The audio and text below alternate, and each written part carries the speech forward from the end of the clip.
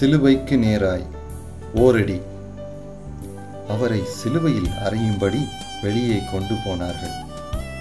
Mark 15:20. இயேசுவின் சிலுவை பாதையில் அவர் எடுத்து வைத்த ஒவ்வொரு அடியும் வேதனை நிறைந்தது. அதோடு முக்கியமானது கூட. ஏனெனில் ஓரடி முன்வைத்தால்தான் அதற்கு அடுத்த அடியை அவர் எடுத்து வைத்திருக்க முடியும்.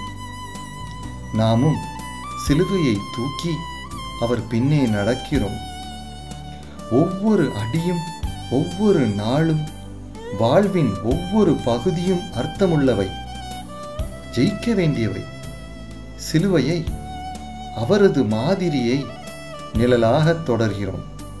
சிலுவையின் நிழலோ மிக குறுகியது, மெல்லியது.